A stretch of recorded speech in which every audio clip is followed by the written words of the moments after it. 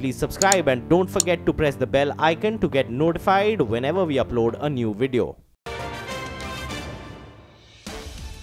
Welcome back to What's Hot. Let's talk about the other stories that we have been tracking today. In a minor cabinet reshuffle announced late last night, the government gave Railways and Coal Minister Piyush Goyal the additional charge of Finance Ministry. He will hold the portfolio till Arun Jaitley, who underwent a successful kidney transplant, recovers. Piyush Goyal, who took charge today, met BJP President Amit Shah earlier this morning. Now, Piyush Goyal taking charge of the Finance Ministry has come as a ray of hope for foreign portfolio investor managers of Indian origin. Remember, last month, market regulator SEBI came out with a circular barring fund managers of Indian origin from managing FPI money. Surbhi Upadhyay is here to put this into perspective. Surbhi, take us to the key highlights of the circular and why is this a negative for some foreign portfolio investors? Well, yes, this is a circular that initially went unnoticed because of the fact that the details are mentioned in a very innocuous fashion within the circular.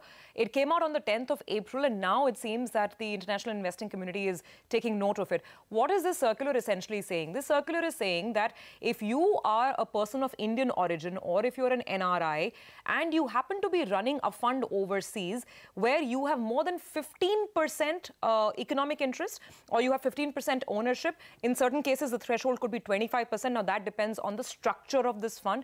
If you are crossing these thresholds, then you cannot be managing foreign money. You can't be managing FPI money. Now, it seems to be stemming from the government's efforts of cracking down on Benami transactions, round-tripping of funds, cracking down on black money. But the feedback that we are getting from the investor community is that it really seems to be very inappropriately worded. That's what a couple of fund managers had to tell me. The question here is, let me quickly read out from the circular. It goes on to state that NRI PIO is not eligible to make investments as an FPI.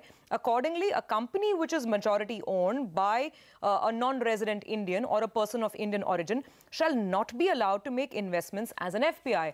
The circular goes on to clarify that non-resident Indians or overseas citizens of India cannot be beneficial owners of an FPI. So you shouldn't be a beneficial owner, and that's described as those thresholds between 15% to 25%. Now, if you are crossing these threshold limits, then the circular lays out a time-bound manner of winding up your trades. In fact, it goes on to say that no fresh positions could be created by the end of the derivative contract that expired in April. And from that day onwards, all of these funds have been given 6 months' time to wind down all of their positions. Obviously, the investing community is up in arms. A lot of people are saying that this is simply, racial discrimination, racial profiling. Why should it be that an Indian asset manager cannot manage foreign money, whereas if you're a foreign manager with a foreign name, then this will be allowed. So there's a lot of heated debate and a lot of opposition. Let's see what the next couple of days bring. In fact, we caught up with Arvind Sanger on this matter, and here's what he told us.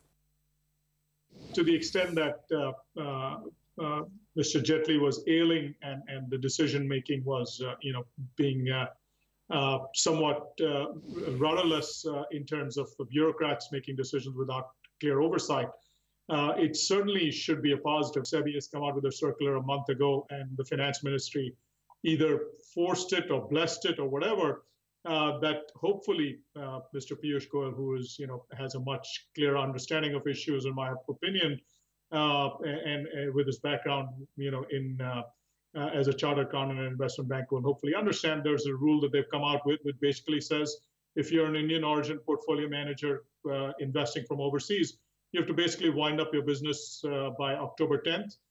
Because we assume all you Indian portfolio managers are crooks and you round trip money for Indian corrupt businessmen, and therefore you have to be treated as second-class citizens compared to non-Indian origin portfolio managers from overseas.